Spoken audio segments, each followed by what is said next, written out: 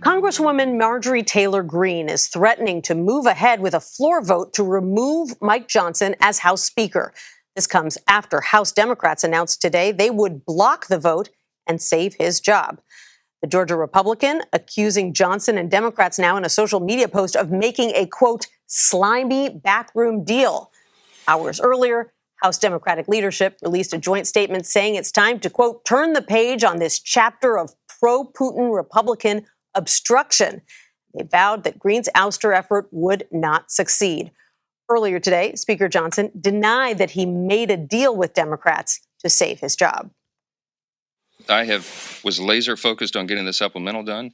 I've had colleagues from both parties come up to me on the floor, of course, and say, we won't stand for this. We're not going to shut the government down and all that, shut the House down. And of course, I've acknowledged that, but I've not requested assistance from anyone. I've not focused on that at all. I've focused on getting the job done and getting the legislation passed. And that's what, no, there's no deals at all. No, not at all.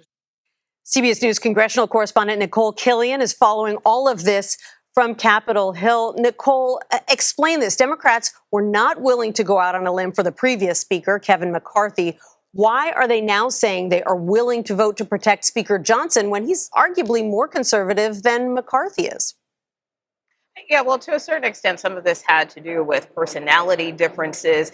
Also, Democrats had made clear that it was possible that they might be willing to throw Speaker Mike Johnson a lifeline if that foreign aid national security supplemental package advanced, which it ultimately did, passing both chambers of Congress. So to that extent, Democrats, as you saw in that statement, feel like it's time to turn the page. We were able to work in this bipartisan fashion. We were able to build a coalition. We don't want to go back to holding pieces of legislation hostage. And I put that question directly to the chair of the Democratic caucus, Pete Aguilar. Take a listen to what he said.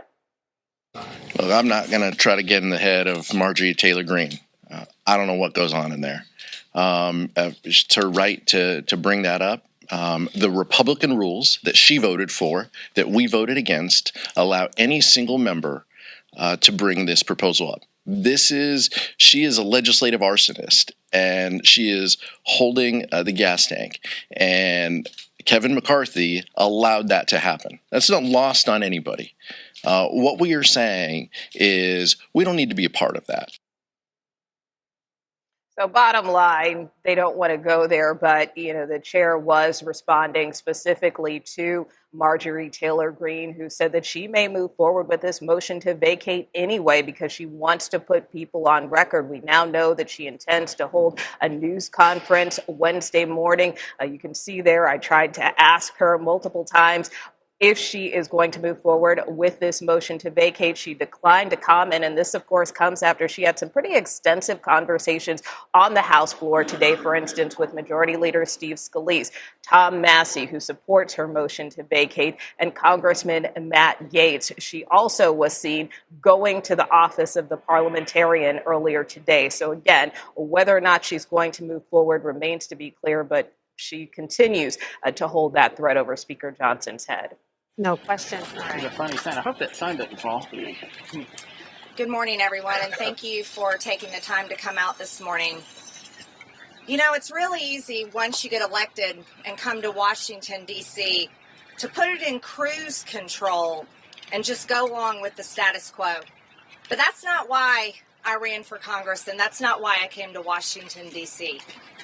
As a matter of fact, I was one of the Americans in 2016 that looked at a presidential stage of 17 Republican candidates, and the only one that stood out to me was Donald John Trump, the very man that stood out and represented Republican voters and Americans all over the country that were sick and tired of a Republican establishment failing us over and over again.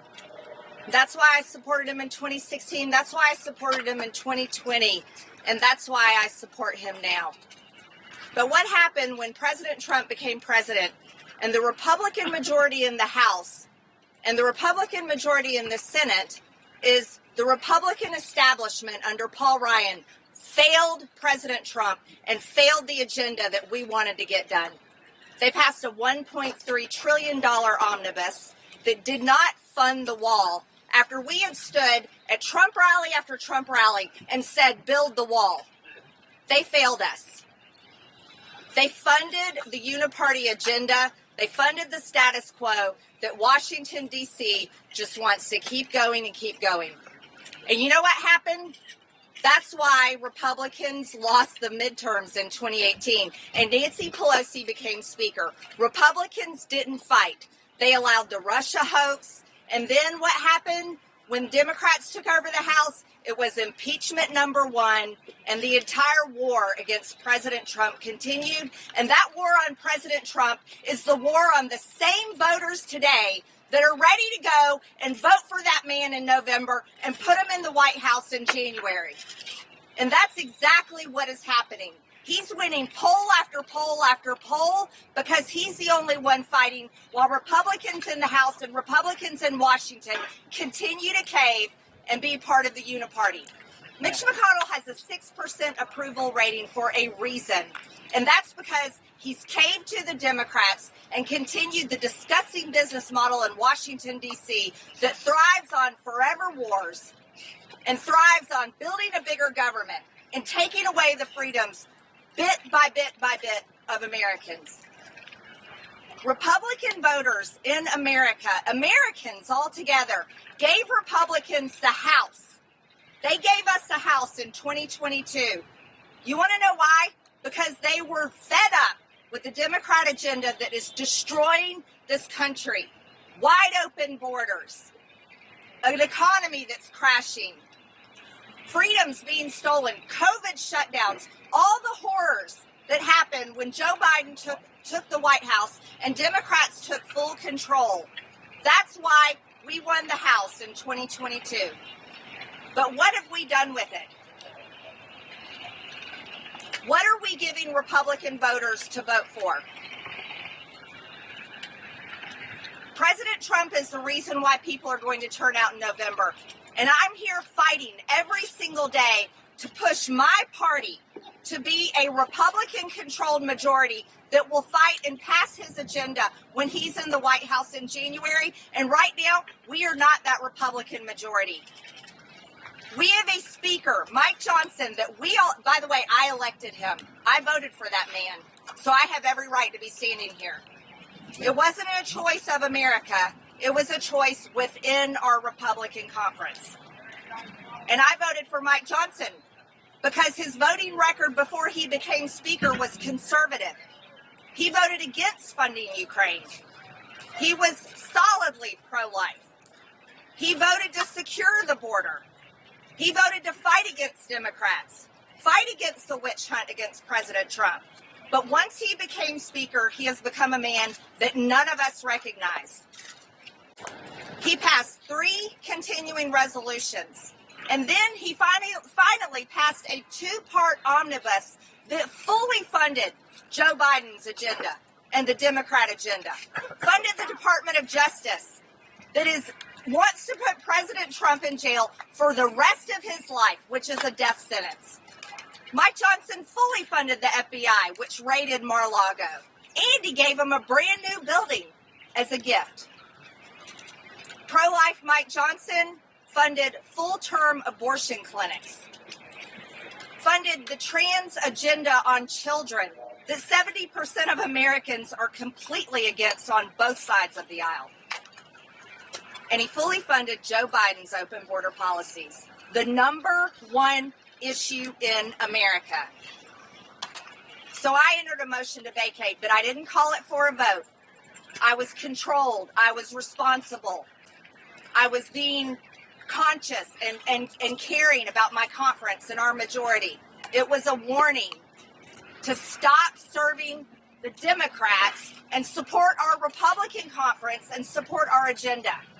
And he didn't do it. And we all went home. And Republican voters everywhere, Americans were raging at Mike Johnson. And he doubled down. He didn't change course. He continued. And when we came back, he reauthorized FISA. And he was the deciding vote himself to stop the warrant requirement of FISA.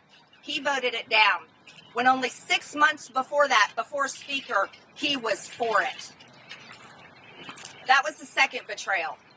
And then we all went home and America raged, and I was still responsible. I was still patient, and I was still being careful with our Republican majority.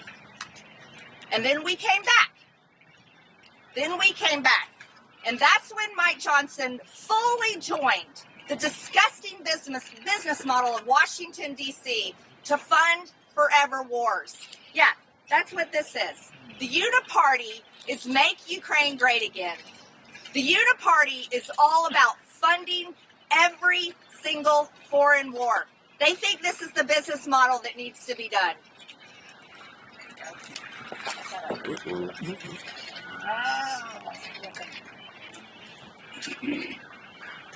Americans do not want to send their hard-earned tax dollars to fund the murder and killing in foreign countries. They're fed up with it. And they're screaming it as loud as they possibly can. Our economy should not be built on the blood of wars in foreign countries. That's not what our economy should be built on. That's not how you grow jobs in America. That is horrific. It is evil and it needs to end. But that's what the Uni-party does, and that's what they continue. Mike Johnson fully embraced it, and he funded $61 more billion to Ukraine. Funded a war in Israel while he funded Hamas in Gaza. How do you support Israel when you're funding Hamas? And gave more money away while our border stays open, and today 300 Americans will die from fentanyl, tomorrow 300 Americans will die from fentanyl, and the next day 300 more Americans will die from fentanyl poisoning because there's a war on America led by the cartels in Mexico, and nobody in Washington, D.C. gives a damn and has enough courage to face it. And Americans are sick of it. Sick and tired and fed up. And you want to know something? Nobody wants to rock the boat in Washington, D.C. Oh, no. That would be uncomfortable, Marjorie. We don't want to face the issues, Marjorie. Let's just wait and get through the election, Marjorie. Let's just assume President Trump is going to win, and we'll fix it next Congress, Marjorie. Well, I'm sorry. How many more Americans have to die? How many more dead American bodies have to pile up before the House of Representatives that's paid for by Americans' tax dollars actually does something about it? I want to know when this town is going to give a damn about Americans. And that's what this is really about. Well, there's one thing I know. If we get President Trump back in the White House in January of 2025, and we are lucky enough to earn the trust again from voters in America to have a Republican majority in this House of Representatives, that we have a job to do. We cannot let people down again. We cannot fail President Trump. And this cannot happen. The MAGA agenda that I believe in, the Make America Great Again agenda that I support and Americans support, and the whole reason why Republicans are going to turn out and vote in November because they support President Trump, we need leaders in the House of Representatives that are going to get this done. Not working for Hakeem Jeffries, not working for Joe Biden, and not going to be twisted and lulled into keep continuing the disgusting practices of Washington, D.C. Mike Johnson is not capable of that job. He has proven it over and over again. Okay. Now we have Hakeem Jeffries and the Democrats coming out, embracing Mike Johnson with a warm hug and a big, wet, sloppy kiss. And they are ready to, they have endorsed him. They are ready to support him as Speaker. They want to keep it going, keep the band together. Why? Because Mike Johnson is giving them everything they want. Everything they want. Every single thing they want. So it's really interesting to me. Hakeem Jeffries has gone through round after round of Speaker votes, and we've all witnessed it, haven't we, America? And I want to tell you, I think it's good that America witnessed all of that. And the Democrats said his name over and over again. They said Hakeem Jeffries because they wanted to elect him Speaker. Well, I find it very satisfying that they are ready to vote for Mike Johnson. And you want to know something? I want to see it happen. And I also want to see recorded votes. I think the American people, by the way, who I represent, I think the American people need to see a recorded vote of does Congress, does members of Congress support the Uni-party? Is this what they support? I think every member of Congress needs to take that vote and let the chips fall where they may. And so next week, I am going to be calling this motion to vacate. Absolutely calling it. I can't wait to see Democrats go out and support a Republican speaker and have to go home to their primaries and have to run for Congress again, having supported a Republican speaker, a Christian conservative. I think that'll play well. I'm excited about it. And I also can't wait to see my Republican conference show their cards and show who we are, because voters deserve it. Is the Republican Party, have they finally learned their lesson? Have they finally heard the message from voters back at home? Are they willing to actually fight, or are they going to just keep going along to get along? Because it's really easy to do that in Washington, D.C. I'm going to tell you, at over $34 trillion in debt, with millions and millions of people invading our country, an economy that I don't even know how is staying afloat, because every business owner I know has been suffering, and people fed up with the drama on television and fed up with the fighting and fed up with the bullshit from Washington, D.C., are ready for a Republican majority that's ready to support President Trump and his agenda in January of 2025, and I'm happy to deliver that vote for everyone next week.